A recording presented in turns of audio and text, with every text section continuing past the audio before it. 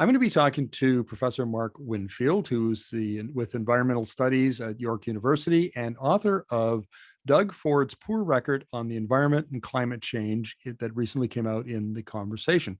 So welcome to the interview, Mark. Hi, Markham. Now, look, this is an interesting piece because you spell out where Doug Ford has been deficient on environment and climate issues. And you also have some things to say about the Greens, the NDP, and the Liberals. So maybe let's start with an overview of your argument in that piece, please.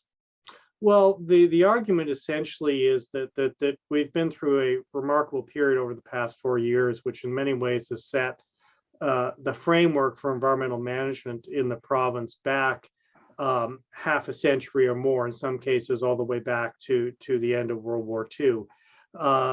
And where that seems to come from is that there seems to have been an assumption on the part of the government, for the most part, that people who would vote for Doug Ford don't necessarily care about environmental issues. The problem that may be more complicated. The issue here, though, is that Ontario is actually on track to see very, very large increases in its greenhouse gas emissions, particularly from the electricity sector. And we also have the government on track in other areas. It's particularly keen on building highways in the Greater Toronto area and has absolutely, well, scrapped the strategy around electrification of transport. So between those two things, we've got the province on precisely the wrong track. In some ways, it would be hard to imagine a better strategy if you were trying to increase greenhouse gas emissions in Ontario. And that has national implications.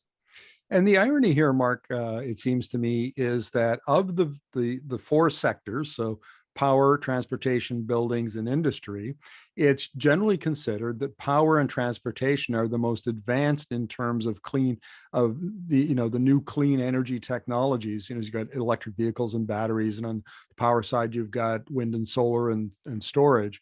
And so it's very odd that the government has at its disposal ways to lower emissions, lower costs, bring about greater efficiencies in those sectors, and seems to be going backwards. Yeah, it is quite remarkable. We've discussed before that in the electricity sector in particular, where we're looking at a 600% increase in greenhouse gas emissions by 2040 relative to where we were in 2017, the government has effectively systemically closed the doors on all the options other than to run up the natural gas fleet.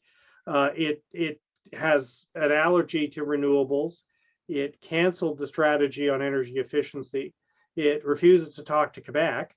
So it's really left itself with no options. Now, in fairness, the minister has now asked the IESO to think a little bit more about what they might be able to do in terms of decarbonizing the electricity sector. But at the moment, the trajectory is very, very clear, and it's very, very ugly. We're nowhere on buildings. They're effectively free riding on the federal programs. And on transportation, as I say, I mean, the Premier's lead is about building highways in the Greater Toronto area, which, if you're trying to increase greenhouse gas emissions, well, that would make a lot of sense, especially if you have no strategy around electrification of transportation. Yes, that's right. And again, we'll note another irony that Doug Ford is keen to attract electric vehicle manufacturing to Ontario, but has no policies in place, including no subsidies, to actually electrify Ontario's transportation. No, at the moment we're basically, again, we're free riding completely off the federal programs.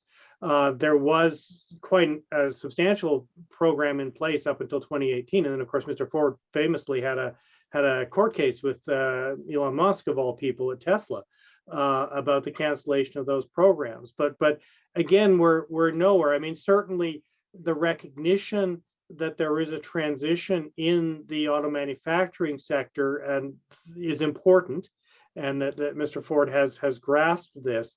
But in terms of the province's own trajectory, in terms of greenhouse gases, we seem to be accelerating in precisely the wrong direction. Well, let's talk about the other parties. Your piece in The Conversation mentions that the NDP's environmental and climate platform is pretty thin. The Liberals is even thinner, almost non-existent.